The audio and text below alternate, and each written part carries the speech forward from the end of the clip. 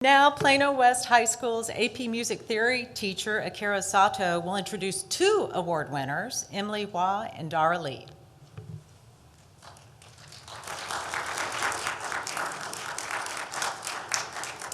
Thank you.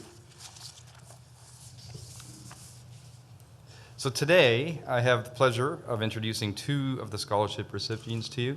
But before I do, I'd like to say, I feel as though I'm just, one of many teachers that these students have had through high school and throughout their whole education, K through 12. So I feel as though I speak on behalf of all of them today.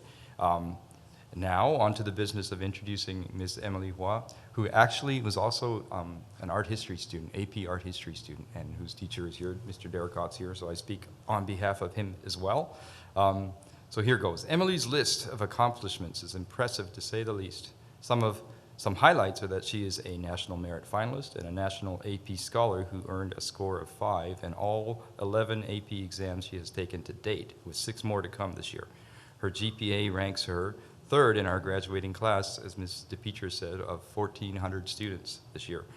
But to talk to Emily, you may never know any of this. Though she's confident and well-spoken, she is not one to flaunt her accomplishments. The Emily I know is a leader who leads by example, by earning respect of her peers, and with her wit, canny wit. As an example, Emily is a captain of our debate team. So she's in my 7th period music theory class. And, we balance fun with focused hard work. Fun, and you may never remember this, but there was one day where the fun meter was kind of approaching the red zone and focused work was suffering. So here's the thing. In 7th period music theory, there are 3 debate members, Emily and 2 juniors, who shall remain nameless because Ms. King, our principal, is here today. I don't know what you said to them. There's just one-line zinger. They both looked down and said, "Yes, Emily." And everything was okay. I went on to teach my lesson. So that day, I saw a big sisterly respect that she had earned from her peers. In preparing for this evening, I asked some of my peer teachers at Plano West about Emily, and one teacher responded with the following. Emily is one of the most wonderful people I have had the pleasure of teaching. She is, of course, brilliant, but Emily is also hilarious. She makes me laugh daily with her witty and silly commentary on life. Because of her sense of humor, work ethic, and intelligence, she is one of those people that you just know will be successful in anything she does. So with that, ladies and gentlemen, it's my privilege to introduce to you Emily Hua.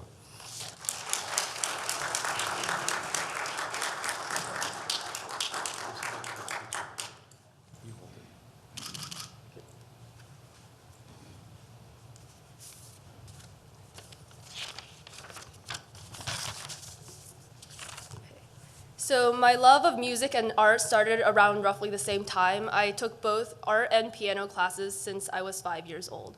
But now, over 12 years later, I'm able to appreciate both art and music for their ability to essentially transcend time.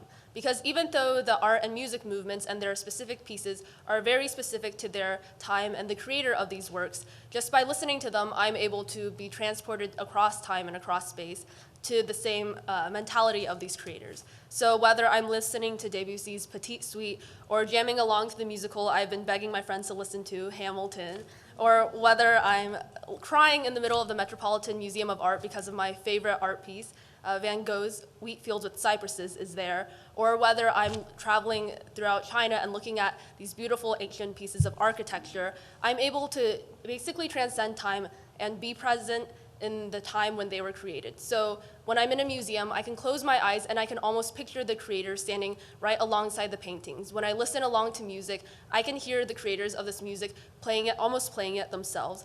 And thus, I feel a deep connection to these artists and these musicians from all different time periods. Because I believe that great art has the ability to transport us to different times. And I'm lucky enough to have 3 of my past arts teachers here with me today. So I'd like to thank Ms. DePietris for teaching me to break beyond my limitations and look at art in different ways and try out new styles. I would like to thank Mr. Derricott for telling me to look at the motivations behind these art masters and looking at the meanings behind these pieces of artwork. And I would like to thank Mr. Sato for teaching me these details that allow me to experience these pieces of music better and appreciate them more. So thank you so much, because I've been able to appreciate art and music even more.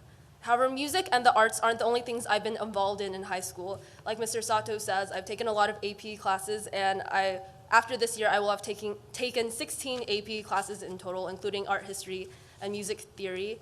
I'm also an avid debater, and I love speech and debate for helping me both find my voice and break out of my comfort zone. So my second thank you goes out to Mrs. King and all my teachers at school and my debate coaches for helping foster this environment of academic excellence here at Plano West and pushing me to be the best that I can be.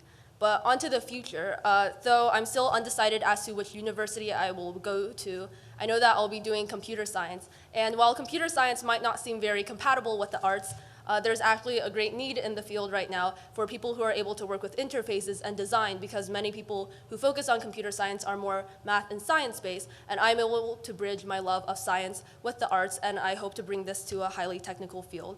And so I would like to dedicate my last thank yous to my friends who have always pushed me to be better and cheer me on, to my family who has always supported me and tried to tell me to be braver than I could be, and to the O'Donnell Foundation for giving me the support I need and helping me achieve my dreams going on into college. So thank you so much, and I would like to end with a quote from one of my favorite painters, Edgar Degas, who says that art is not what you see, but what you make others see.